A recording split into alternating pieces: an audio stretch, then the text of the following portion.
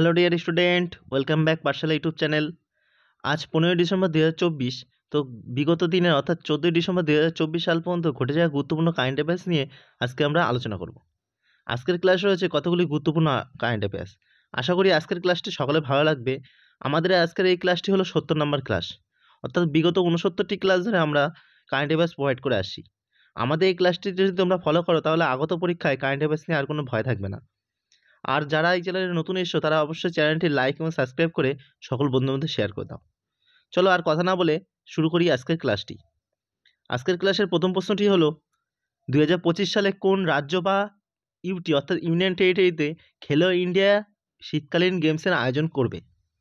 Option A Himachal Pradesh, option B Jammu ও কাশ্মীর এবং Ladakh, option C Nagaland, option D হলো সিকিম। সঠিক উত্তরটি হলো অপশান বি জম্মু ও কাশ্মীর এবং লাদাখ। খেলো ইন্ডিয়া শীতকালীন গেমস অর্থাৎ Khelo India winter games 2025 Jammu ও কাশ্মীরের কেন্দ্রশাসিত অঞ্চল লাদাখ এবং গুলমার্গের লেহ দ্বারা আয়োজিত করা হবে।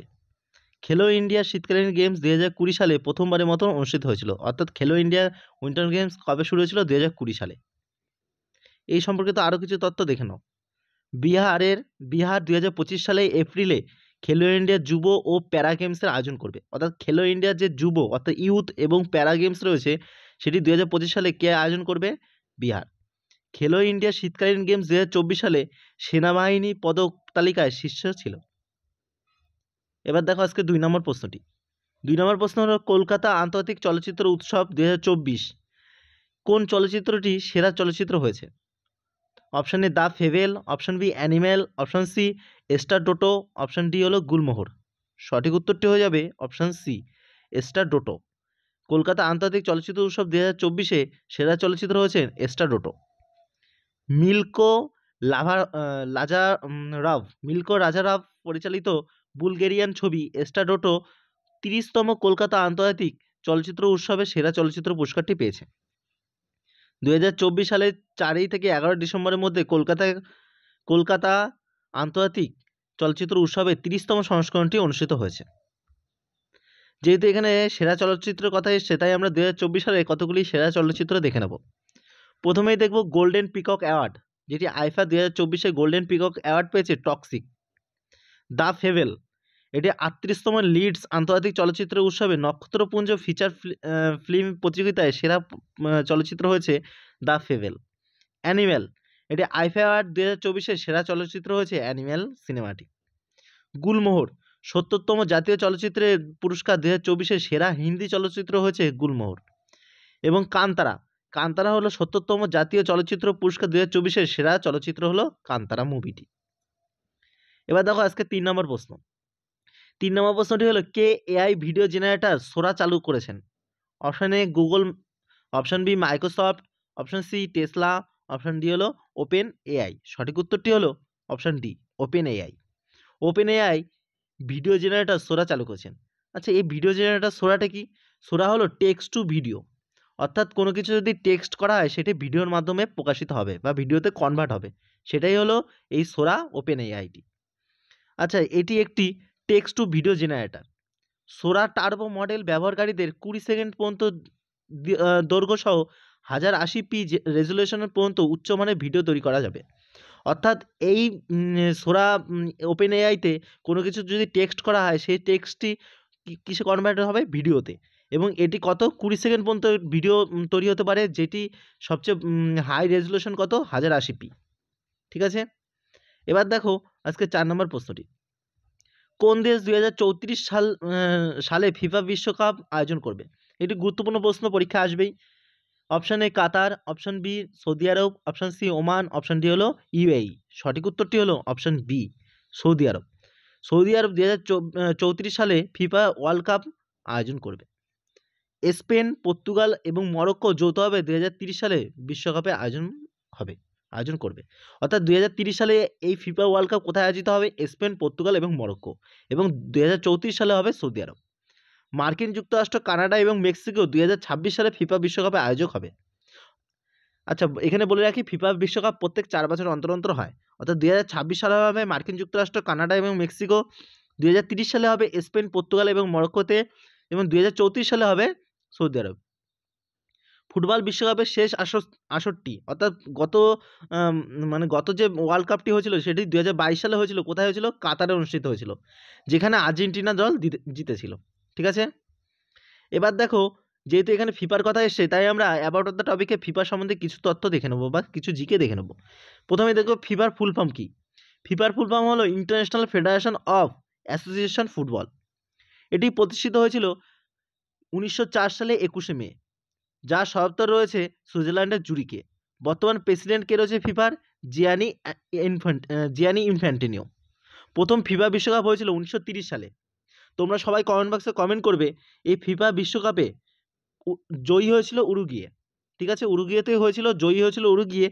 কোন দলকে হারিয়ে উরুগুয়ে 1930 সালে প্রথম ফিফা বিশ্বকাপটি জিতেছিল? তোমরা সবাই কমেন্ট বক্সে কমেন্ট করবে যে কোন দলকে হারিয়েছিল। এবার আমরা রিলেটেড আপডেটসে আসন্ন ক্রীড়া প্রতিযোগিতা সম্পর্কিত কিছু কারেন্ট অ্যাফেয়ার্স দেখে নেব। অলিম্পিক গেমস 2028 কোথায় হবে? মার্কিন যুক্তরাষ্ট্রের লস অ্যাঞ্জেলেসে।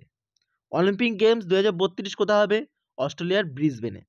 এবং শীতকালীন অলিম্পিক 2026 সালে এটা কোথায় হবে? এটি ইটালির মিলান এবং কার্টিনাতে। তাহলে আমরা কিছু আসন্ন ক্রীড়া সম্পর্কিত কারেন্ট অ্যাফেয়ার্স দেখে নিলাম। এবার দেখো আজকের 5 নম্বর কারেন্ট অ্যাফেয়ার্সের প্রশ্নটি। দিল্লিতে চালু হওয়া মহিলা সম্মান যোজনার অধীনে প্রতি মাসে মহিলাদের কত টাকা দেওয়া হবে?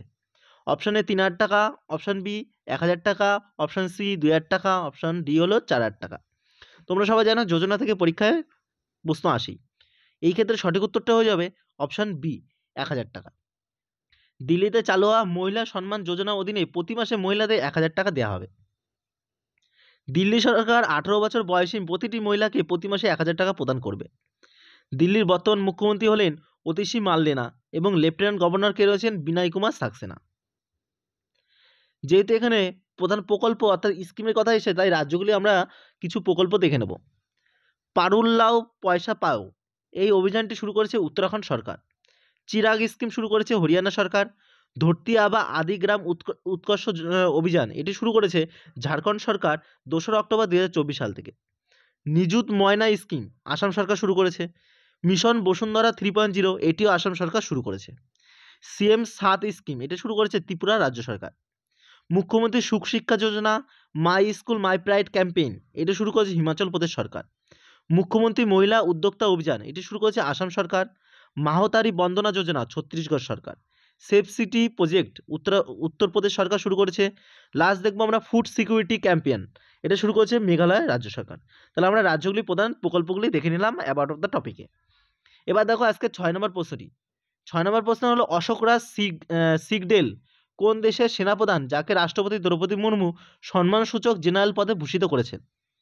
Option A Bhutan, option B Bangladesh, option C Sri Lanka, option D হলো নেপাল। সঠিক উত্তরটি হলো অপশন ডি নেপাল। নেপালের সেনাপ্রধান অশোকরাজ সিগডেল রাষ্ট্রপতি দ্রৌপদী মুর্মু তাকে সম্মানসূচক জেনারেল পদে ভূষিত করেছেন। অশোকরাজ সিগডেল 11 থেকে 14 ডিসেম্বর 2024 সাল পর্যন্ত ভারত সফরে এসেছিলেন। ভারতীয় সেনাপ্রধান উপেন্দ্র দ্বিবেদীকেও নেপালের রাষ্ট্রপতি রামচন্দ্র পাউডেল জেনারেলের সম্মানসূচক পদে ভূষিত করেছিলেন। এবার দেখো 7 নম্বর প্রশ্নটি। কোন দেশের বিজ্ঞানীরা হিমোফিলিয়া এর জন্য প্রথম জিন থেরাপি তৈরি করেছেন? Option A America, option B Japan, option C Bharat, option D হলো অস্ট্রেলিয়া। সঠিক উত্তরটি হলো অপশন সি ভারত। ভারতের বিজ্ঞানীরা হিমোফিলিয়া এর জন্য প্রথম জিন থেরাপি তৈরি করেছেন। যেহেতু প্রথম জিন থেরাপি, তার জন্য প্রশ্নটি খুবই গুরুত্বপূর্ণ। আচ্ছা, এবার দেখো অ্যাডিশনাল ইনফরমেশনে এই সম্পর্কিত কিছু তথ্য। ক্রিশ্চিয়ান মেডিকেল কলেজ যেটি কোথায়? তামিলনাড়ুর ভেলোরে রয়েছে। Christian medical college stem cell research centre দ্বারা তৈরি লেন্টিভাইরাল ভ্যাক্টর ব্যবহার করে হিমোফিলিয়া এর জন্য ভারতের প্রথম মানব জিন থেরাপি সফলভাবে পরীক্ষা সম্পন্ন করা হয়েছে। হিমোফিলিয়া এ হলো একটি রক্তের ব্যাধি যাতে রক্ত সঠিকভাবে জমা বাঁধতে পারে না। অর্থাৎ হিমোফিলিয়া যদি কারো হয়ে থাকে এর ফলে রক্ত সঠিকভাবে জমাট বাঁধে না। এবার দেখে নাও সম্প্রতি উদ্ভাবিত কিছু ভ্যাকসিনের সম্বন্ধে কারেন্ট অ্যাফেয়ার্সে অ্যাবাউট অফ দ্য টপিক। দেখো প্রথমে দেখো এমপক্স ভ্যাকসিন। এমপক্সের ভ্যাকসিনের নাম কি? MVA-BN। বিশ্বের প্রথম চিকুনগুনিয়ার ভ্যাকসিন কি? ইক্সচিক। ভারতের প্রথম স্বদেশী হেপাটাইটিস A ভ্যাকসিনের নাম কি? হেভিশিওর। নিপাহ ভাইরাস ভ্যাকসিনের নাম কি? ক্যাডক্স 1 নিপা বি। ম্যালেরিয়া ভ্যাকসিনের নাম কি? R21 বা ম্যাট্রিক্স M। বিশ্বের প্রথম কোভিড-19 ভ্যাকসিনের নাম কি? Sputnik V. এটি হলো রাশিয়ার প্রথম ভ্যাকসিন। যক্ষ্মা ভ্যাকসিনের নাম কি? এমটিবি ভ্যাক। কলেরা ভ্যাকসিনের নাম কি? হিলকোল হলো কলেরা ভ্যাকসিনের নাম। তাহলে আমরা সম্প্রতি কিছু ভ্যাকসিনের নাম দেখে নিলাম। এবার দেখো আজকে 8 নম্বর প্রশ্ন। 8 নম্বর প্রশ্নটি হলো বিশ্ব আয়ুর্বেদ কংগ্রেস এবং আরোগ্য এক্সপো 2024 কোথায় শুরু হয়েছে? অপশন এ নতুন Delhi, option B Kolkata, option C Dehradun, option D হলো জয়পুর। সঠিক উত্তরটি হলো অপশন সি দেরাদুন। বিশ্ব আয়ুর্বেদ কংগ্রেস এবং আরোগ্য এক্সপো 2024 শুরু হয়েছে দেরাদুনে। এই কর্মসূচিতে সারা বিশ্বের বিশেষজ্ঞ, গবেষক ও চিকিৎসকরা একত্রিত হয়েছেন এই কর্মসূচিতে। এবার দেখে নাও অ্যাবাউট অফ দ্য টপিকে প্রধান জাতীয় সম্মেলন কারেন্ট অ্যাফেয়ার্সে কিছু প্রশ্ন। সবুজ আন্তর্জাতিক সম্মেলন হাইড্রোজেন 2024টি হয়েছে নতুন দিল্লিতে। প্রথম জয়েন্ট কমান্ডার সম্মেলন 2024 হয়েছে কোথায়? লখনৌতে। খনিজ শীর্ষ সম্মেলন 2024 কোথায় হয়েছে? নিউ দিল্লিতে। এবার দেখো আজকের কারেন্ট অ্যাফেয়ার্সের শেষ প্রশ্নটি এবং একটি গুরুত্বপূর্ণ প্রশ্ন যেটি পরীক্ষায় আগেও এসেছে। কে Time person of the year হয়েছেন? Option A Narendra Modi, option B Donald Trump, option C Kamala Harris, option D হলো ভ্লাদিমির পুতিন। আমরা ছবিতেই দেখতে পাচ্ছি তাকে। সঠিক উত্তরটি হয়ে যাবে option B Donald Trump. Donald Trump Time person of the year হয়েছেন। মার্কিন প্রেসিডেন্ট ডোনাল্ড ট্রাম্প দ্বিতীয়বারের মতো টাইম ম্যাগাজিনের বর্ষসেরা ব্যক্তিত্ব নির্বাচিত হয়েছেন। তাকে মার্কিন প্রেসিডেন্ট কেন বলা হচ্ছে? কারণ তিনি সম্প্রতি আমেরিকাতে যে ইলেকশন হয়েছিল প্রেসিডেন্টের, সেখানে তিনি জয়ী হয়েছেন। কিন্তু এখনও বর্তমানে বাইডেন সেখানে প্রেসিডেন্ট রয়েছে, কিন্তু 20 ডিসেম্বর তিনি আমেরিকার প্রেসিডেন্ট পদে আবার আসীন হবেন। এর আগে 2016 সালে টাইম পার্সন অফ দ্য ইয়ার হয়েছিলেন ডোনাল্ড ট্রাম্প। টাইম ম্যাগাজিন আমেরিকার সাপ্তাহিক সংবাদপত্র। এটি 1923 সালে শুরু হয়েছিল, অর্থাৎ টাইম ম্যাগাজিন শুরু হয়েছিল 1923 সালে এবং নিউ ইয়র্ক সিটিতে প্রকাশিত হয়েছিল। তো ডিয়ার স্টুডেন্ট, এই ছিল আজকে কারেন্ট অ্যাফেয়ার্সের ক্লাসটি সকলে কেমন লাগলো সেটি সবাই কমেন্ট বক্সে কমেন্ট করে জানাবে। আর সকলকে ধন্যবাদ ক্লাসটি সম্পূর্ণ দেখার জন্য। আর হ্যাঁ, যারা নতুন এসছো ক্লাসে তারা লাইক এবং সাবস্ক্রাইব করে সকল বন্ধুদের মধ্যে শেয়ার করে দিও। ধন্যবাদ সবাইকে।